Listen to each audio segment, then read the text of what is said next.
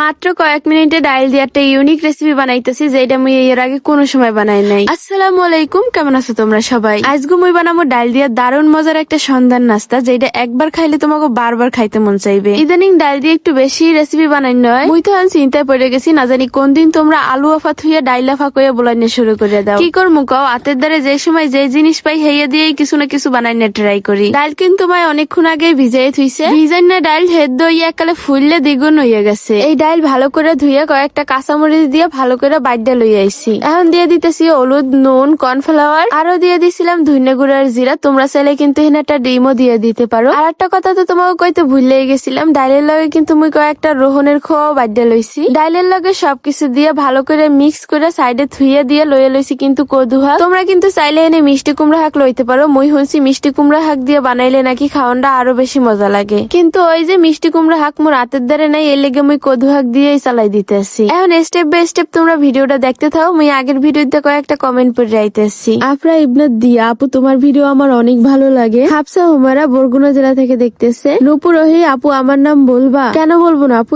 ইনশাল্লাহ। আমার পেজে যারা ফলো দেওয়া আছে তারা যদি প্রত্যেকেও আমারে কমেন্ট করে বলে তাদের নাম নিতে, ইনশাল্লাহ কোনো না কোনো ভিডিওতে আমি তাদের নাম নিয়ে নেব। এই ভিডিওটা তোমরা কেটা কোন জেলা দিয়ে দেখতেছো অবশ্যই কমেন্টে জানাই যাবা। নেক্সট ভিডিওতে কিন্তু রিপ্লাই দিয়ে দিব। লাউ পাতা ধুয়ে ডাল দিয়ে কেমনে কি কভার করে নিছে ওইগুলো তো তোমরা দেখে নিছো, ওইগুলো আসলে কইয়া বোঝানোর মতন কিছুই না। লাউ পাতার প্রতিটা পাড়ে পাড়ে কিন্তু ডাল দিয়া কভার করে আবার ডাল দিয়া ভাজ করে দিছি। দেখতে তো ভালোই লাগতেছিল। এখন তো একটা একটা করে তেলের ভিতরে দিয়া ভালো করে ভাজে নিতে আসি। এখন খালি ভালো করে ভাজে খাইয়ে দেওয়ার পালা যে খাইতে কেমন লাগে। ভাজার পরে তো মাশাআল্লাহ কালারটা দেখতে অনেক বেশি সুন্দর লাগতেছে আর মাশাআল্লাহ অনেক বেশি ক্রিস্পিও হয়েছে। এখন খালি সস দিয়ে খাইয়ে দেওয়ার পালা যে খাইতে কেমন লাগে। মুই তো প্রথমবার মুখে দিয়েই অবাক হয়ে গেছি, কারণ ডাইলের পেঁয়াজুর থেকেও এটা বেশি মজা লাগে। তোমরাও কিন্তু চাইলে এটা বাড়িতে ট্রাই করতে পারো। আজকের ভিডিও এই পর্যন্তই। আল্লাহ হাফেজ।